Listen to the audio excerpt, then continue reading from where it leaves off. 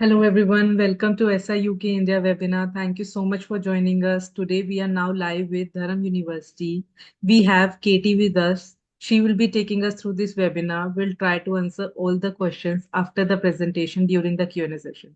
So let's start the webinar. Over to you, Katie. Thank you so much for that introduction, and thank you everyone for joining us here today. I'm happy to talk through our master's degree in physical activity, health, and society that is offered in the Department of Sport and Exercise Sciences here at Durham. So before we get too far into things for today, a brief introduction to myself. So I am Dr. Kdest Jano, and I'm an assistant professor in the Department of Sport and Exercise Sciences. I'm also director of our postgraduate top programs, and this means that I am sort of responsible for the day-to-day administration of our MSc in Physical Activity, Health, and Society. So this just means I deal with a lot of the administrative things, but I also am able to answer any potential questions you might have about the program, the department, or Durham more broadly. And you're free to sort of contact me after this event if you have additional questions that might come up during that point in time. And contact details will appear again at the end. So the MSc in Physical Activity is primarily housed in the Department of Sport and Exercise Sciences at Durham University. In addition to this, we're also co-taught with the Department of Anthropology. But the Department of Sport and Exercise Sciences is a wonderful department to be a part of. We're very welcoming and collegiate, and it's a very great community of world-leading academics, and we present a cutting-edge curriculum to our students. Our programs are consistently rated in the top 10 best sports-related degrees in the country, and our department also ranks in the top 100 of the QS World Rankings for 2024 for sport. In addition to that, we also have a gold award for our teaching excellence framework, as well as a bronze award for the Athena Swan, which looks at gender equity. So generally speaking, coming to the Department of Sport and Exercise Sciences is a very wonderful opportunity and experience for staff and students alike. And additionally, the Department of Anthropology, where students take some classes, is also a wonderful and welcoming place as well. And now at Durham University, we were also awarded in 2023 the Sports University of the Year. And so what that means for us in the Department of Sport and Exercise Sciences is that not only do we study sport, but we also play sport. And so this means that students have the opportunity to participate in a variety of different sports at a variety of different levels. So while our university level teams do quite well in all of the university sporting events, we also have one of Britain's largest student participation programs in sport. So typically speaking, people that come to study on the MSc Physical Activity, Health and Society do have some interest in participating in sport and physical activity while they're here with us. And there's plenty of opportunity for you to get involved in sport and try new sports that you maybe haven't tried before, or continue playing your favorite within the university setting. It's a great way to get involved in the university and to make friends as well. Our staff within the Department of Sport and Exercise Sciences are world leaders in the field. So not only are we experts in the classroom and writing the textbooks that you'll be studying from, we're the ones that are really setting the scene in the field of sport and exercise sciences. We publish highly cited books and journal articles, and we're also frequently cited within the media. This work also contributes to government policy, and many of our staff members have worked locally, nationally, and globally, which means we're very well placed to help you with your career journey moving forward. We're also committed to the shared values and ethos of department, which is very much founded on the principles of social justice and using physical activity to promote social justice worldwide. So in general, you'll get to work with and learn from world-leading academics while you're studying on this program. And because of the relatively small class sizes, you'll get the opportunity to work with them quite closely on this program. In terms of the facilities that we have here in the Department of Sport and Exercise Sciences at Durham, we have our Sport and Exercise Sciences Lab, which are based out of the 30 million pound purpose-built facility at Maiden Castle.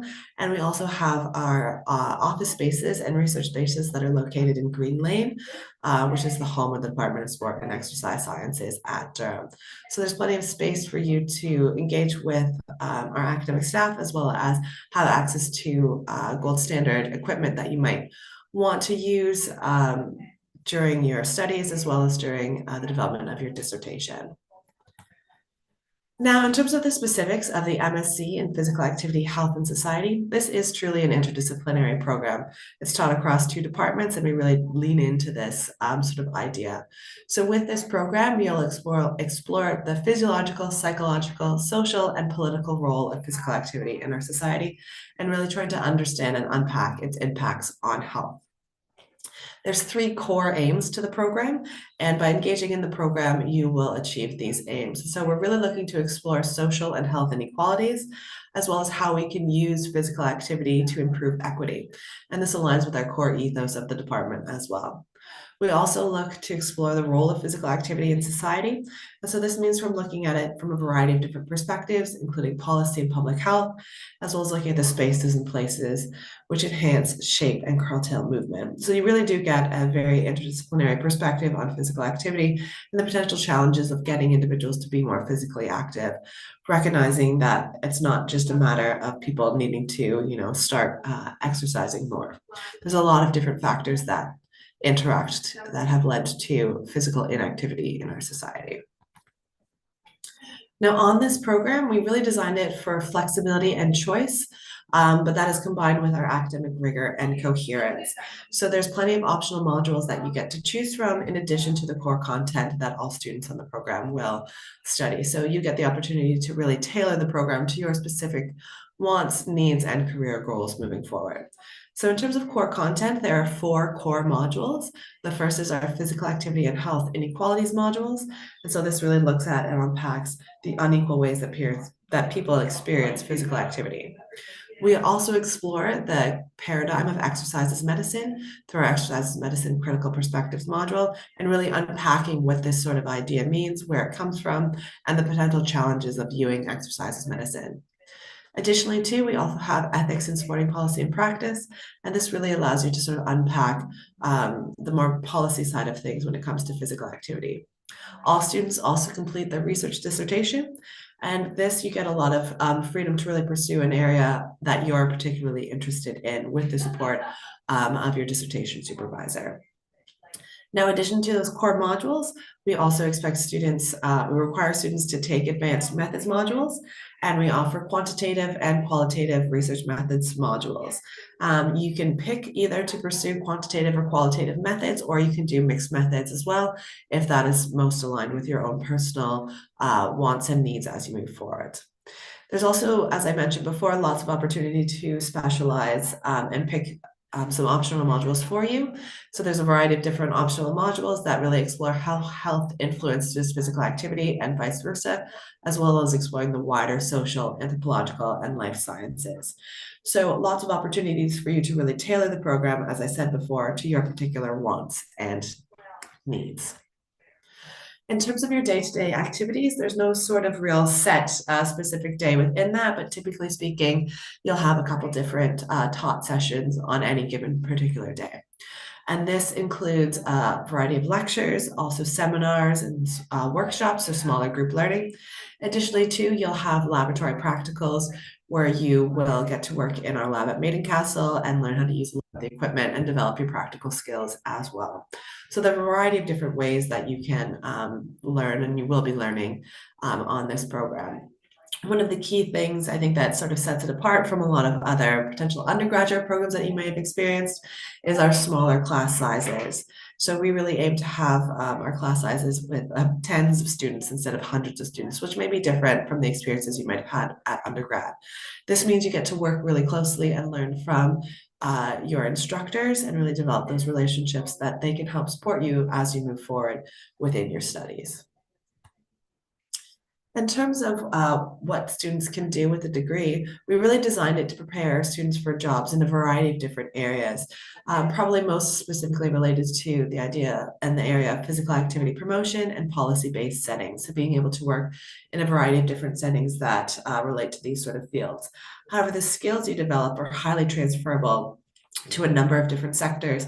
And depending on the optional modules that you choose, you can really tailor this to where you want to end up. And so whether that is more on the sporting side of things in professional sporting organizations, or more sort of in the health related spheres, or physical activity promotion sort of as a whole. We have 4 core skills that students develop as they work through this program. And as I said before, they're highly transferable to a variety of different sectors. So even if you choose to pursue a different area professionally, these skills you can bring forward with you to whatever sort of sector you choose to work in. And that includes relationship building and collaborative working, persuasive and tactical communication, complex critical thinking and problem solving, as well as targeted knowledge mobilization and application. Now, we've had students from our program. Our first cohort of students is graduating this year, and they've gone on to further studies as well as working in health promotion and policy-based settings, so where we would expect our students to end up. From our department, we've also had students end up in a variety of different fields, such as continuing on in academia, going on to postdoctoral research positions. We have people working in government, as well as different professional sporting bodies. So there's a lot of different places that you can take your training from the Department of Sport and Exercise Sciences at Durham. And as I said before, really make this the program that you want to lead you to the career that you're looking to get into. In the department, we have a variety of different connections in the UK and beyond, and we're happy to help support and connect you with any resources that we might have that can help you on your future career as well. So it really is up to you what you want to do and what you want to make of the course, and this program will set you up for a variety of different excellent careers moving forward. Just a few frequently asked questions that we often get when we're talking to students and prospective students about the MSc in Physical Activity, Health and Society. One of the concerns is always how much the program costs, and so the current costs for international students are listed on the screen there. There are scholarships that are available to international students, and there's a variety of different ones available. So if you're interested in the program, and there is scholarship support that is available, and we can provide links to that if that's something that you're interested in learning more about. Based on your own particular set of circumstances, there may be various scholarships that would be applicable to you. Now, one of the most common questions that we get with this program, as it is very interdisciplinary, is whether or not it's expected that students coming into this program have a sport and exercise sciences related undergraduate degree or sort of a similar undergraduate degree. And no, we don't have any specific requirements for this program when it comes to an undergraduate degree in sport and physical activity. So there's no sort of specific modules that we're looking for in our potential applicants as to where they might like to sort of go. We really just want to see your interest in sport and physical activity as you sort of move forward from that, and you can use your personal experiences of maybe playing sports or working in different sporting organizations as evidence of your suitability for this program.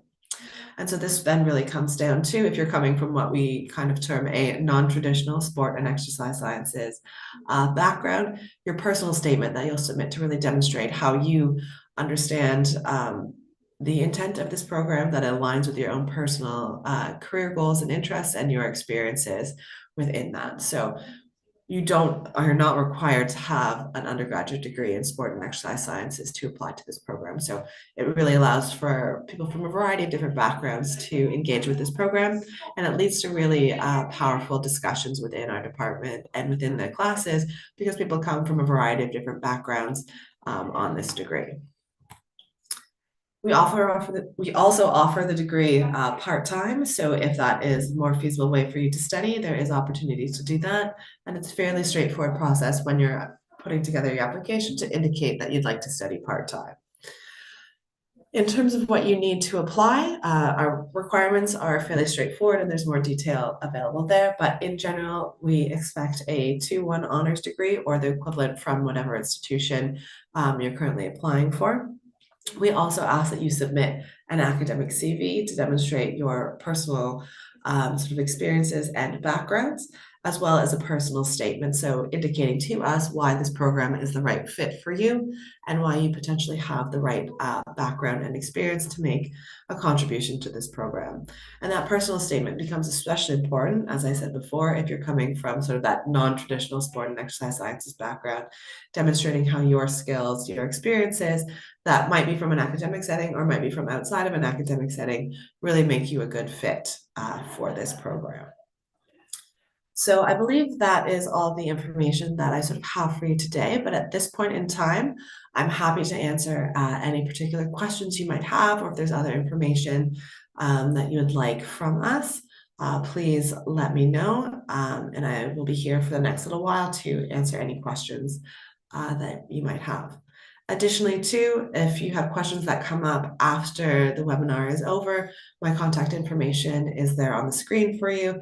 Please feel free to reach out via email, and I will be happy to respond to any questions that you have via email as well. So thank you very much. Thank you for giving us this insightful presentation.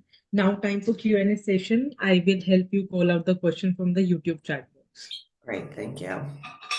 So the first question is, how can students effectively network with alumni or industry professionals? Yeah, so there is opportunity for networking within Durham University. So within the department, any of our instructors would be happy to connect you with their particular contacts that might be relevant for you. In addition to, we also have a careers office at Durham University, and any graduate of Durham University is entitled to support from the careers department or careers office in terms of building their future network as they move forward from that. And that support continues throughout your time at Durham, as well as when you move into your future careers. So very much it is, you do sort of need to be proactive in asking for that sort of support and networking from individuals potentially within the department, as well as seeking that support from the careers office, who will have even broader contacts than we potentially do to support you in that sort of regard. What skills or experiences do employers typically look for in a candidate? Yeah, so in terms of the skills that employers particularly look for, it really depends on the job that you are looking to pursue sort of afterwards. So I mentioned the four sort of core skills that students will acquire during this program, and we actually specifically designed those with employers' wants in mind. So we looked at over 500 job applications and talked to various contacts in the public sector that we have to develop those core skills. So those skills are based on what employers are looking for at this point in time. So I can just flip back on the slides here. So those core skills of relationship building and collaborative working, persuasive and tactical communication, complex critical thinking and problem solving, and targeted knowledge mobilization and application are the skills that employers are currently looking for and that you will develop on this degree program. So, as I said before, those skills which you will acquire are what employers in today's market are actually looking for. So we were very deliberate in terms of how we developed those core skills for our students so that we can ensure that graduates of this program have the skills that they need to be successful in the careers they want to go into. So next question is, how can students balance their studies with internship commitments? Yeah, so it's definitely possible for students to balance the requirements of their studies with internship and other commitments that they have. It is very much comes down to sort of the individual sort of student and their individual needs sort of going forward, as well as just general time management skills. In terms of the amount of time that students have within the classroom, it's appropriate for the level of study, but it does allow a lot of flexibility in terms of being able to engage with particular internships or other programs that they might be interested in kind of pursuing during that time. And so the most important thing from our perspective is ensuring if you're engaging in sort of an internship or anything like that, or any other opportunities, is that you're communicating with us as a department if there are particular times that for whatever reason you're unavailable to be sort of in the classroom. However, we always say that sort of you're a student first, and those other things that you're doing are supporting your study and career development moving forward. So we do ask that you sort of prioritize that. But we do allow a lot of flexibility in terms of when and how students study. So does come very much down to sort of the time management and organization of the student to be able to balance their own personal studies with anything else that they might be interacting with during their time here. Okay, so next question is, can you share success stories of Durham students who have landed internships or job after graduation? Yeah, so in terms of graduates from this program, we just have our first group of graduates sort of graduating this year. And I actually just heard from one of them yesterday, and he has just landed a job with Sport London, which is a active partnership that looks to promote physical activity in the UK and in London specifically. And so he was very excited about this, and he specifically expressed to me how the skills and tools that he learned on this program made him successful in this job that he currently now has with Sports London. So you can see the direct his particular interest was in the area of physical activity promotion and health promotion, and he specifically tailored his degree and the modules he took to give him the right tools and skills to be successful later on. And he just submitted his dissertation in September, and he's now got this job offer. So very quickly after this, he was able to sort of get a job in the field that he is interested in pursuing. So that I think is one of our very recent and very positive success stories that I just heard about. Yeah. What challenges do international students face when seeking internships in Durham University? Yeah, so in terms of the challenges, so with this program, there isn't a sort of specific internship sort of module within that. So students are free to sort of pursue their other opportunities and experiences supported so sort of more generally by the university.